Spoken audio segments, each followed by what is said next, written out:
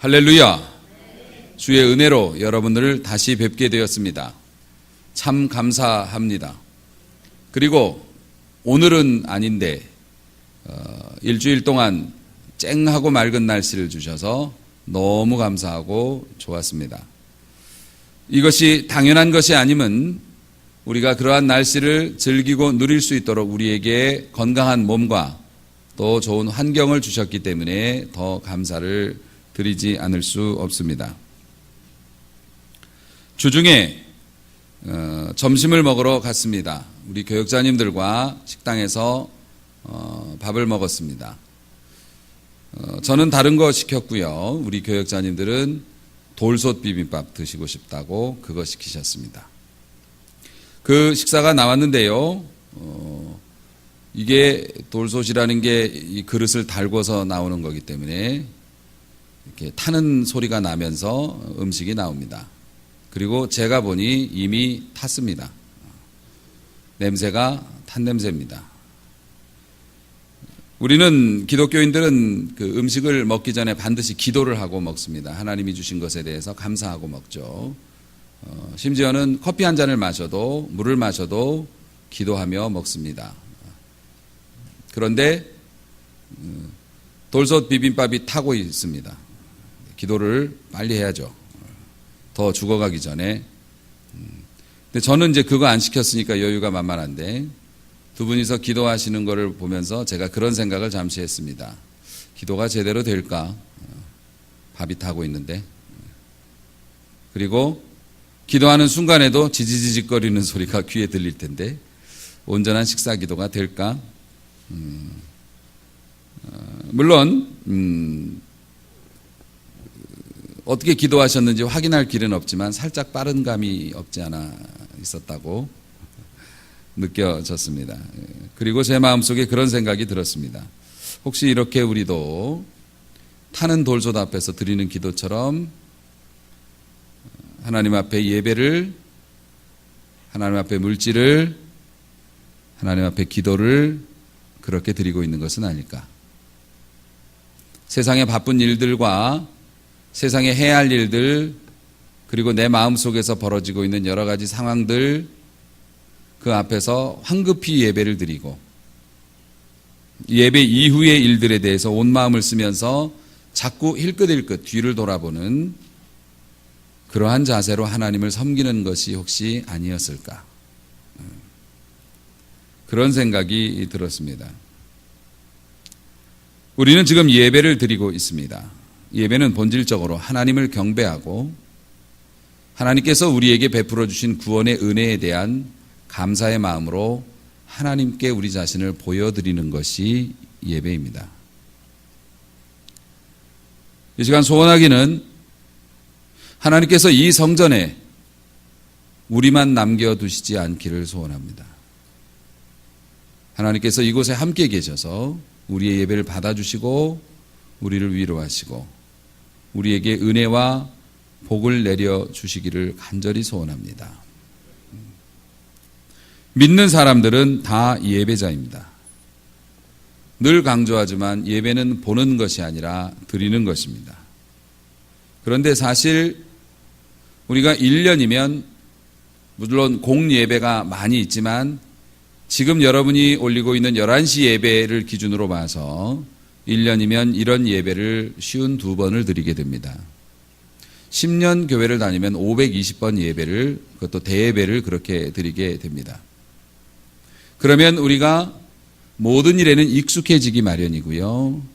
실력이 발휘되기 마련인데 우리의 예배는 드리면 드릴수록 하나님께 올리면 올릴수록 더 신령해지고 더 하나님과 가까워지고 더 하나님과 친밀해지는 것일까? 아니면 초신자 때는 바들바들 떨면서 예배를 드렸는데 이제 10번, 20번, 100번, 200번 드리고 나니 그저 예배 시간이 편안하고 그저 잠시 쉬어가는 시간처럼 그렇게 여유로워지지는 않았는가? 우리가 한번 살펴볼 필요가 있을 것 같습니다. 그러다 보니 예배를 올리거나 하나님께 드리는 것이 아니라 보는 것이 되기가 쉽습니다.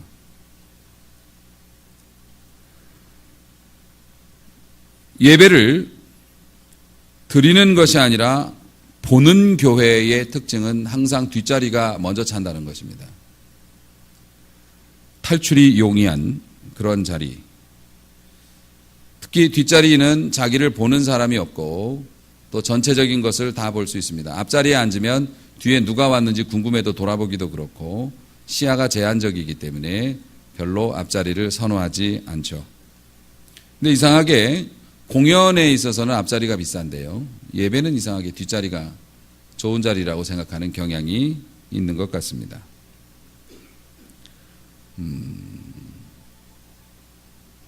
우리의 신앙에 치명적인 약점이 있습니다. 우리들의 신앙에 치명적인 약점이 있습니다. 그것 때문에 마귀가 우리를 함부로 갖고 놀고 우리의 삶이 널뛰듯이 그렇게 소란스럽기도 해집니다. 그런데 그 치명적인 약점이 뭐냐면 술을 먹어서 혹은 세상적인 향락에 빠져서 혹은 하나님께 드릴 예물을 안 드려서 혹은 심지어는 하나님을 사랑하지 않아서 그런 게 아닙니다. 정말 놀랍게도 우리의 신앙의 치명적인 약점은 마귀가 우리를 갖고 놀기에 제일 좋은 손잡이는 우리에게 간절함이 없다는 것입니다. 간절함이 없는 성도. 예배도 무덤덤하고 봉사도 형식적으로 그저 해야 하는 거니까 하고 즐거움이 없으니 힘이 날 리가 없겠죠. 그리고 시간이 문제지 서서히 힘이 빠지다가 이제는 본인들이 원하는 대로 살게 되겠죠. 하나님을 섬기면서 하나님을 사랑하지 않는 그리스도인이 어디 있겠습니까? 예배를 드리지 않는 그리스도인이 어디 있어요? 특별한 상황이 아닌다면. 그런데 문제는 하나님에 대한 갈망이 약해지고 있다는 겁니다. 우리는 인생의 문제가 이 세상의 자원에 있다고 생각합니다. 다시 말해서 내가 이렇게 힘들고 어려운 이유가 돈이 없기 때문에 혹은 우리 애가 속을 새기기 때문에 내가 원하는 꿈이 아직 이루어지지 않았기 때문에 내가 이렇게 힘든 거라고 생각을 하는 경향이 있습니다. 그래서 그것을 채우려고 노력을 하고 애를 쓰죠. 하지만 그 자원이 우리에게 채워진다고 해서 만족과 평안과 우리가 원하는 행복이 오는가? 그것은 아닙니다. 왜냐하면 우리 인생에게는 하나님이 아니시면 채울 수 없는 특유한 공간이 있기 때문에 그렇습니다. 어거스틴도 그런 이야기를 했고 많은 신앙의 선배들이 그런 고백을 했습니다. 세상의 어떤 것으로도 메꿀 수 없는 오직 하나님만이 채우실 수 있는 공간이 우리 빈 공간이 우리 인간에게는 있다고요. 그런 걸 모르기 때문에 가짜 행복들을 누리려고 합니다. 세상에 나가서 내가 좋아하는 것들을 많이 하지만 결국 남은 그 공허함은 하나님이 아니시곤 메꿀 수가 없어서 결국 돌아오려고 하지만 너무 늦은 경우도 많고요. 그렇게 살아가는 게 우리들의 모습입니다. 육신의 것이 넘치도록 있는데도 정신적이고 영적인 것들을 채울 수 없어서 그 많은 것을 두고도 고통스럽게 죽어가는 사람이 얼마나 많습니까? 여러분, 우리의 육신은 병들지 않는 한 음식을 요구하게 되어 있습니다. 그렇죠? 건강한 사람은 때가 되면 배가 고파요. 그리고 밥을 먹으려고 합니다. 우리의 영혼도 병들지 않는 한 하나님을 그리워하게 되어 있습니다. 하나님을 갈망하게 되어 있다는 겁니다. 그런데 큰 병에 걸리면 입맛을 잃어버려서요. 몸이 허약해지고 살이 빠지고 몸이 쇠약해지는 것을 분명히 알고 체험하면서도 밥을 먹을 수가 없습니다.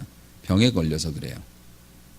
내 영혼이 괴롭고 내 삶이 고단하고 내가 도저히 견딜 수 없고 미쳐버릴 것 같은 그런 상황인데도 예배가 그립지 않고 하나님께 기도하는 것이 절실하지 않다면 그거는 돌려 말할 필요 없이 그냥 영혼이 병이 든 겁니다. 그것도 중병이 걸린 겁니다. 입맛이 떨어진 거니까요. 간절함이 없다는 거니까요. 여러분, 하나님은 우리를 사랑하시고 우리에게 복을 주시기를 원하십니다. 믿으십니까? 하나님은 여러분을 위한 놀라운 계획을 가지고 계십니다. 믿으십니까? 그게 진실이고 사실입니다. 그런데 하나님의 놀라운 계획이 우리의 삶에서 어떻게 이루어지느냐? 우리는 그 하나님의 역사를 어떻게 경험할 수 있느냐? 간절함이라는 고리로 그 문을 열게 됩니다. 문손잡이가 없으면 문을 열 수가 없어요. 그렇죠? 닫혀있는 문을 문손잡이가 없는데 어떻게 열어요?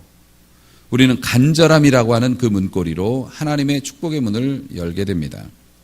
간절함을 가지고 하나님을 찾으면 찾으리라 말씀하셨어요. 두드리면 열린다고 말씀하셨습니다. 그렇기 때문에 이 간절함이라는 건, 하나님을 향한 갈망은 정말 필요한 겁니다. 오늘 본문도 그것을 사슴이 시냇물을 찾아서 갈급하는 것처럼 내 영혼이 주님을 찾기에 갈급하다고 고백을 합니다. 사슴은 목숨이 걸린 일이기 때문에, 사실 우리가 목숨이 걸리지는 않아도 건강하신 분들은 어쩌다 끼니를 걸러서 이 허기가 들게 되면 눈이 뒤집히죠. 그래서 먹을 수 있는 건 다 먹으려고 합니다. 우선 배가 고프니까 막 허겁지겁 집에 들어가서 먹을 거를 챙겨 먹습니다. 그러한 것처럼 우리가 하나님을 갈망하고 우리가 하나님을 사모해야 하는데 그게 없다는 겁니다. 그런데 사랑하는 성도 여러분, 아마 우리는 반문합니다. 어떻게 매일 그렇게 갈망해요? 어떻게 그렇게 매일 절실합니까? 당연히 절실하지 않죠. 왜냐하면 우리는 부족한 게 별로 없거든요. 하나님 앞에서 절실한 게 없어요. 하나님 저 이거 아니면 죽어요. 하나님 이번에 안 도와주시면 저 내일 죽어요. 이런 게 없으니까 간절함이 있을 수가 없죠. 그런데 여러분이 상상하시는 간절함이 그것만 있는 것은 아닙니다. 성경이 말하는 간절함이 또 그런 것도 아니에요. 여러분 다 죽게 생기면 여러분들 다 기도하실 분들입니다. 정말 자식이 죽어가고 있는데 누가 나와서 기도를 안 합니까? 살려달라고 안 합니까? 그거 안 한다면 그건 믿음이 없는 거죠. 그런데 성경이 말하고 있고 하나님이 원하시는 그 간절함, 시인이 말하고 있는 이 갈급함은 당장 내가 목에 칼이 들어오게 생겨서 지금 그 문제가 아니고요. 목마른 사슴이 물을 찾듯이 갈급함이라고 하는 이것의 의미는, 그리고 여러분들이 목사님 어떻게 맨날 갈급해요? 하나님 앞에서 지금 집에 우환이 있는 것도 아니고 내가 무슨 뭐 죽게 생긴 것도 아닌데 어떻게 그렇게 매일 간절합니까? 지금 하나님이 원하시는 이 간절함이라는 건 이겁니다.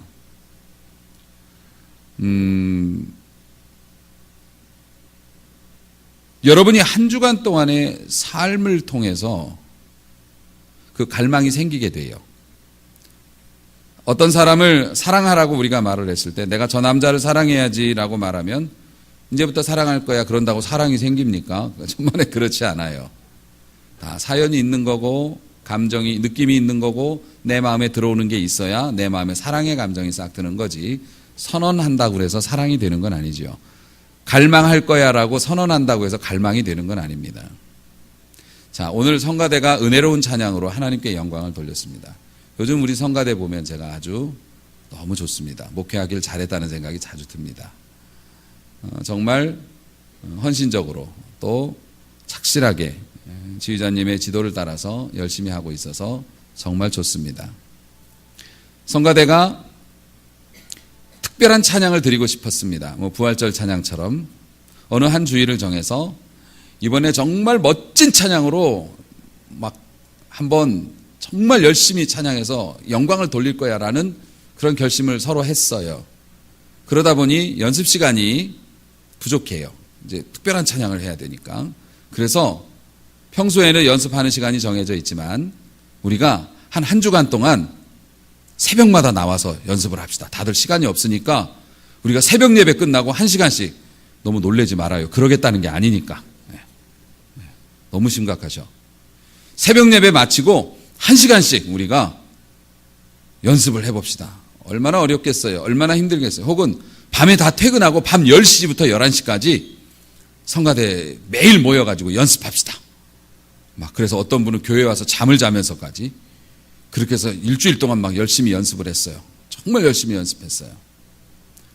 그러면 이 예배가 기다려집니까? 안 기다려집니까? 기다려지죠. 왜냐하면 이 예배에서 우리가 그동안 연습하고 준비한 것들로 하나님께 보여드리고 싶으니까, 하나님께 올려드리고 싶으니까, 그동안 고생했던 거 이 한 시간을 위해서 우리 하나님 받으시라고 우리가 준비했던 이 정성, 요거 손상되지 않게 잘 가지고 있다가 하나님 앞에 올리고 싶어서 목도 조심하고, 그렇죠? 스케줄도 잘 관리하고 빠지면 안 되니까 딱 준비해서 그 한 시간을 위해서, 그런 갈망을 하나님이 원하신다는 거예요. 지금 나 죽어요 이런 게 아니고요. 성도가 기대감이 있어야 한다는 겁니다. 기대하는 자에게 은혜를 주십니다. 기대하는 만큼 은혜를 받아요. 입을 여는 것만큼 들어가는 겁니다. 결국 우리들의 갈망이라고 하는 건 한 주간의 삶을 통하여서 사람들이 종일 나를 비웃습니다. 너의 하나님이 어디 있냐고 나를 깔봅니다.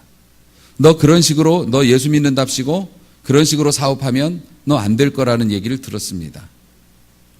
하나님 앞에 예배를 드리기 위해서, 주의 전에 가기 위해서 내가 손해를 보았습니다. 그것 때문에 쓰리고 속이 아프지만 우리 하나님께서 보상해 주시고 우리 하나님께서 위로해 주실 것이라는 믿음을 가지고 있지만 너무 마음이 불안하기도 하고 허전합니다. 말씀을 듣지 않으면 견딜 수 없을 것 같고 하나님의 전에 나가서 앉아있지 않으면 내가 너무 불안해서, 이게 갈망입니다. 여러분들이 한 주일 동안 하나님을 추구하고 하나님의 뜻에 순종하려고 나름 노력을 하셨다면 당연히 갈망이 생기게 됩니다. 위로받고 싶죠. 세상에서는 인정 못 받았으니까 하나님께 위로받고 싶어요. 은혜의 문이 열리는 겁니다. 하나님은 그런 사람을 만나 주십니다. 이것이 바로 지성소의 만남입니다. 옛날 구약시대 성전은 성소와 지성소로 나뉘어져 있죠. 그래서 성소는 여러분들이 지금 뭐 굳이 표현한다면 여러분이 지금 앉으신 공간쯤이 될 거고요. 지성소는 이 강단 위가 될 겁니다. 옛날에는 이곳에 이제 언약궤를 모셨고요.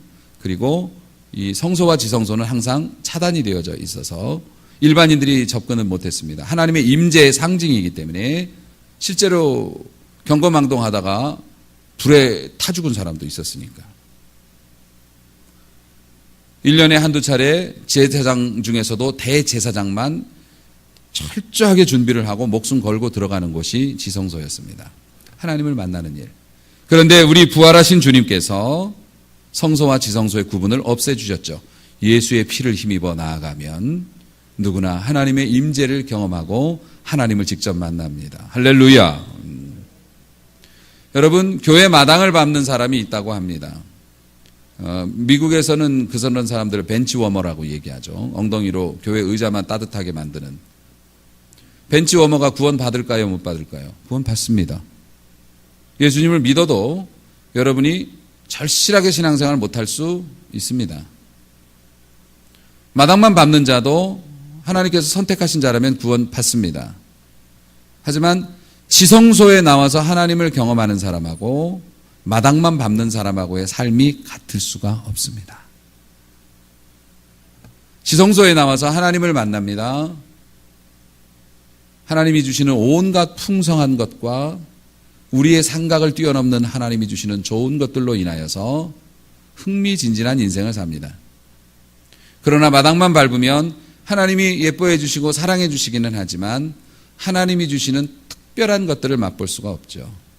내 힘으로 신앙생활 하려니 늘 힘들고 흔들립니다. 우리 아버지는 여러분이 지성소에서 만났으면, 여러분을 지성소에서 만났으면 하고 오늘도 부르시고 계시는 겁니다.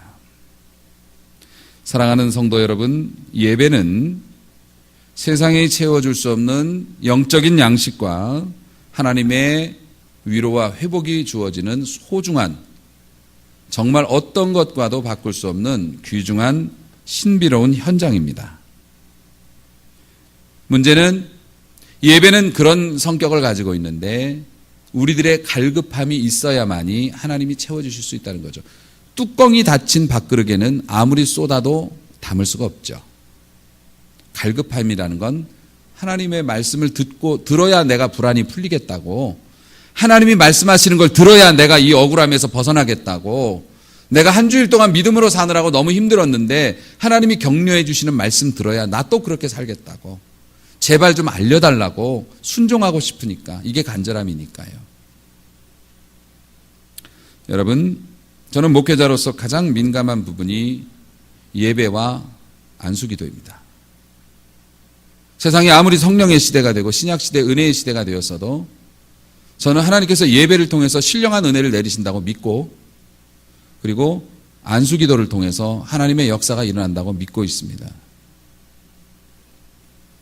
그렇기 때문에 저는 예배가 다른 용도로 쓰이는 것을 목숨을 걸고 반대합니다. 예배는 많이 드린다고 좋은 것이 아닙니다. 우리 어느 집사님 말씀처럼 예배가 그렇게 좋은 거면 계속 예배만 드리지 왜? 옳습니다. 근데 예배를 계속 드릴 수 없는 이유가 뭡니까? 예배를 성실하고 온전하고 정성껏 드리기 위해서는 준비가 필요하기 때문에 시간마다 예배를 못 드리는 겁니다. 왜냐하면 예배는 삶을 연료로 쓰기 때문에 우리의 삶이 있고 예배, 삶이 있고 예배이지 그냥 가서 미신처럼 계속 징을 치며 널뛴다고 해서 하나님이 복을 주시는 게 아니잖아요. 우리의 삶이 있고 예배, 삶이 있고 예배. 예배는 예배되어야 한다고 생각합니다. 준비된 예배여야 합니다. 일생에 한 번이라도 바르게 드리는 예배가 있다면 하나님은 그것을 통해서 충분히 여러분을 축복하실 수 있다고 저는 믿습니다. 그래서 개인적으로 보면 솔직히 돌잔치, 장례식, 결혼식 예배를 제가 제일 무서워합니다. 하나님께 바른 예배를 못 드릴까 봐. 물론 우리 그리스도인들은 모든 일에 있어서 예배로 시작하는 것이 합당하고 저도 그것을 권장합니다. 그런데 가령 예를 들어 돌잔치 같은 경우에는 목사님이 초대를 받았지만 거기 돌잡이하는 사회자하고 뭐가 다릅니까? 가족들은 가능한 한 빨리 끝내주기를 원하고, 그리고 가족 중에 한 사람이 데려왔기 때문에 목사님이 예배 드린다니까 있기는 하지만 뭐 밥을 먹으면서 예배를 드리기도 하고, 그것은 예배의 정신과 맞지 않고 유익한 예배가 될 수가 없고, 저는 괜찮은데 우리 하나님의 이름이 거기에서 초청되어진다는 것이 저는 너무 죄송스럽습니다. 집중되어지지 못하고 준비되어지지 못하는 그런 예배를 저는 두려워합니다. 장례식이든 결혼식이든 마찬가지입니다. 제가 예배를 집례하게 된다면 하나님 앞에서 하는 것이기 때문에 가족들이나 그 예배를 원하는 분들의 정중하고 간절한 부탁, 그리고 준비되어진 마음 자세를 저는 봅니다. 물론 그렇다고 해서 준비가 안 됐으니 나는 못하겠어 이러지는 않지만은 그래서 두렵습니다. 바른 예배를 드리지 못하게 될까 봐. 저는 어떤 상황이 놓여도 상관없지만 하나님의 이름은 그렇게 되어서는 안 됩니다. 우리 하나님이 올바른 대접을 받지 못하시는 것이 너무나 죄송스럽기에 저는 간절함이 없거나 자원하는 마음이 없는 예배는 거부합니다. 저는 예배를 인도하는, 예배를 집례하는 목회자이지만 예배를 지켜야 되는 책임을 맡은 사람이기도 합니다.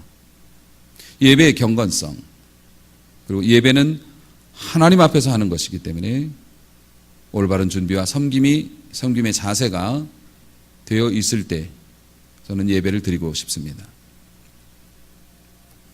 그렇게 예배를 드리면, 강조합니다만 예배는 하나님 앞에서 하나님을 생각하며 하나님을 경배하는 완전한 예식이기 때문에 잘 준비되어지고 참여하시는 분들이 원하고 그리고 간절함과 적극적인 동참이 있다면,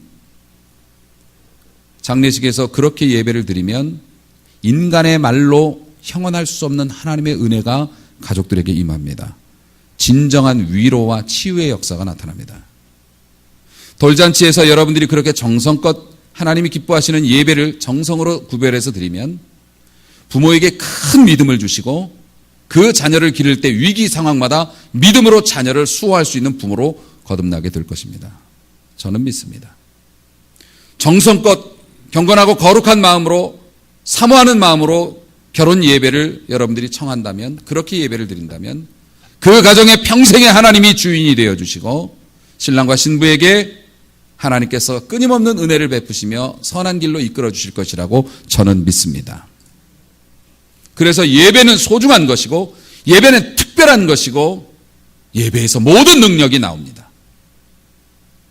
여러분이 하나님 앞에 복을 받기 위해서, 여러분이 하나님의 은총을 누리기 위해서 높은 산 기도원으로 올라가지 못해서 복을 못 받는 것이 아닙니다.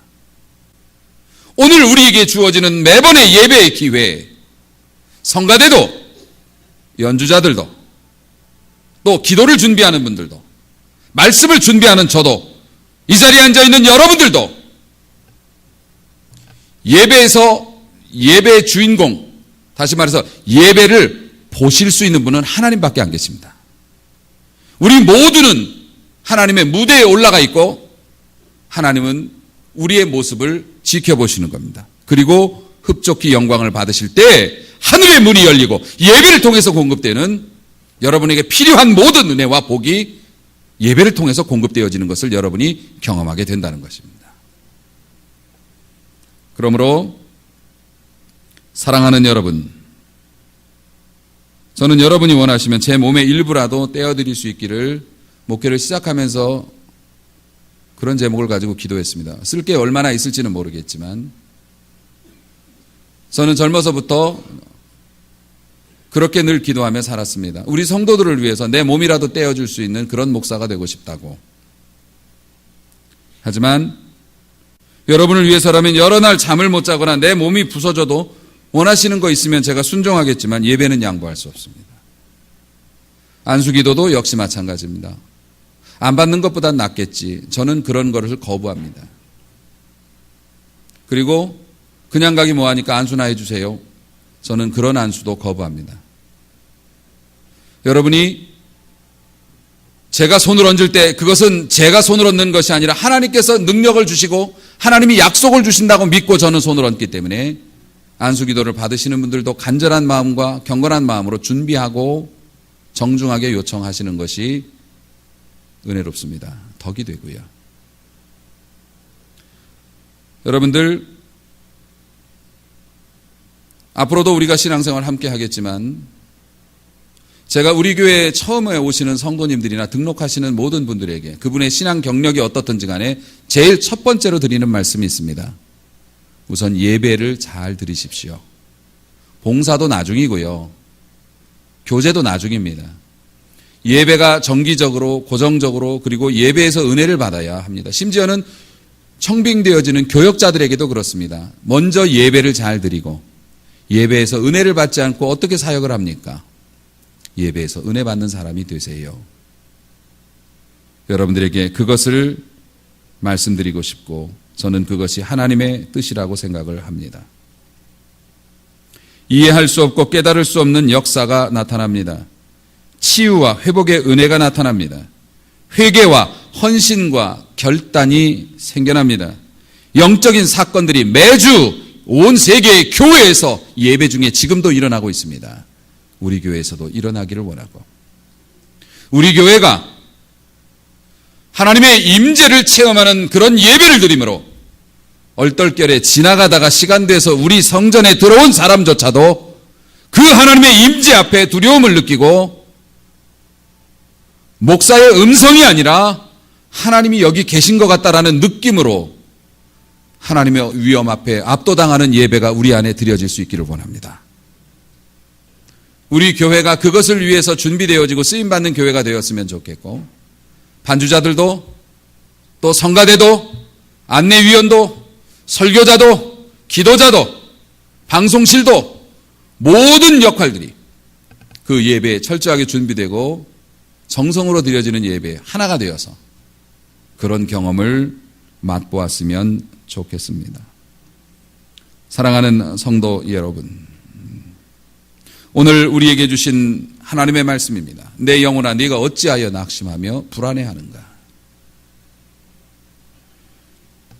너는 하나님께 소망을 두라. 하나님을 갈망하라. 하나님을 갈망하는 마음으로 예배에 임하라. 그러면 그가 나타나 도우심으로 말미암아 오히려 네 입에서 찬송이 나올 것이다. 할렐루야. 그러므로 예배에 성공해야 신앙 성공이고 신앙 성공해야 인생 성공이라는 거 잊지 마시고 자녀들에게도 또 우리 자신도 예배에서 은혜 받기를 위해서 한 주간을 준비하고 서럽더라도 믿음으로 살아서 하나님 앞에서 푼다고 생각하고 예배 나오시고 그렇게 준비하다 은혜 받고 새 힘 얻어서 정말 멋진 우리의 상상을 뛰어넘는 우리를 위해 준비되어진 하나님의 계획이 실현되어지는 것을 맛보며 살아가는 예배의 성공자 되시기를 주님의 이름으로 축원합니다.